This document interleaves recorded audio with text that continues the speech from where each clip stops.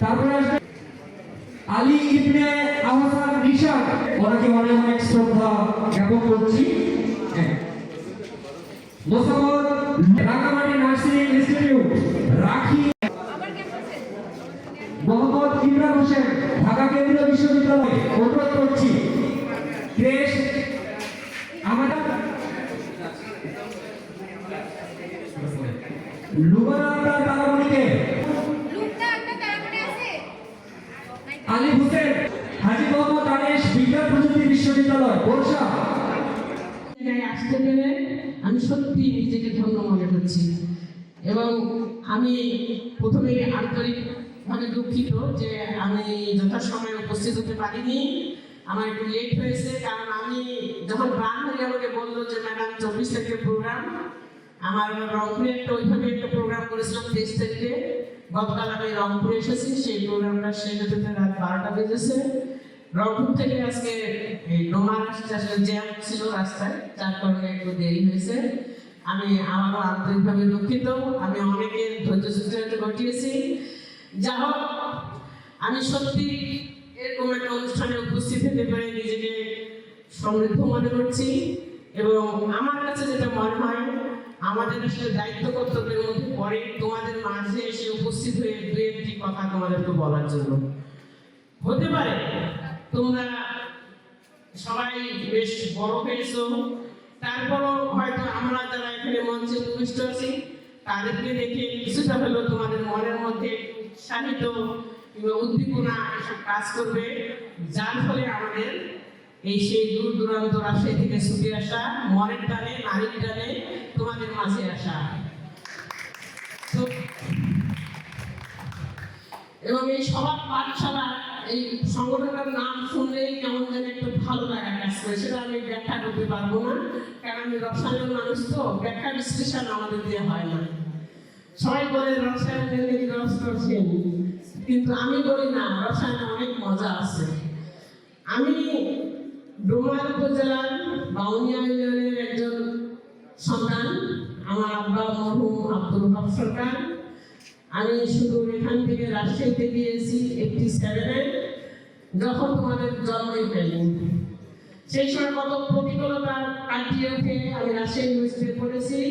এবং আমি আরেকটু বলি যে রাজশাহী ইউনিভার্সিটি জন্মলগ্ন 40 বছর পর কেমিস্ট্রি ডিপার্টমেন্টে একমাত্র মহিলা শিক্ষক আমি প্রথম যোগদান করেছি।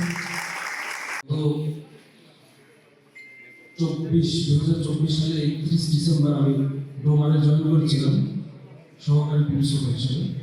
তো বেশ একটা সময় অতিবাহিত হয়েছে, আমি 1 বছর 3 মাসের মতো থাকলাম। তার মধ্যে আমার পদোন্নতি এবং সেই সূত্রে বদলি হয়ে গেছে। আমি জানি না, হয়তো দিরাজ মিজান পাঠাগার বা শতখুশি নাট্যমঞ্চ, এখানে আমার এটাই হয়তো সর্বশেষ বক্তব্য। আবার আসার কখন সুযোগ হবে আমি জানি না। তো সবার উদ্দেশ্যে একটাই বলার বিষয় যে আমরা শুধু কেন আসছি, আমরা সবার পাঠশালাটা কি, আমাদের এখনকার যে সময় বা আমাদের যে চিন্তা ভাবনা পড়াশোনা, একটা জিনিস আমি দেখি যে হচ্ছে যৌথ চিন্তা ভাবনা বা হচ্ছে অন্য কথা ভাবা, মানে অন্য মানুষের কথা ভাবার যে অবসর, এটা আমাদের নাই। নিজের কথাই ভাবি আমরা ক্যারিয়ারে ভালো করি, ইউনিভার্সিটিতে গিয়ে হয়তো পড়াশোনা করে একটা ভালো চাকরি। আমরা এই সবার পাঠশালা শিক্ষা সম্মেলন শুরু হয়েছে বিগত কয়েক বছর আগে, এরই ধারাবাহিকতায় আজকের এই আয়োজন। আমি জাস্ট অল্প একটু বিগত অনুষ্ঠানের কথা বলবো। সেটা হচ্ছে যে এই অনুষ্ঠানগুলোর পিছনে কিন্তু অনেক শ্রম থাকে, বিভিন্নভাবে দৌড়াদৌড়ি করা লাগে, যেটা নিয়াজ স্যার বলছেন। তো গত অনুষ্ঠানের একটা ছোট উদাহরণ দিব। সেটা হচ্ছে যে গত অনুষ্ঠানে আমার সভাপতি এবং সেক্রেটারি কোনো কারণে তারা অনুষ্ঠান মানে করতে চায়নি বা তারা অপারগতা ছিল। তো এইটা দায়িত্ব এসে পরে আমাদের গোপাল ভাইয়ের উপরে, সে বিগত সময়ের সাধারণ সম্পাদক। এই গোপাল ভাই আবার কি করছে, মানে গোপাল, আমরা তো সবাই স্টুডেন্ট, আমার ফ্রেন্ড, এ আবার হচ্ছে আর এক বন্ধুর কাছ থেকে টাকা ধার করে দিচ্ছে। এই স্বেচ্ছাসেবী কাজ পরিচালনার জন্য বা অনুষ্ঠান সম্পন্ন করার জন্য। যে বন্ধুর কাছ থেকে ধার নিছে তাকে সঠিক সময় টাকা ফেরত দিতে পারেনি, তো সেটা পরের ব্যাপার।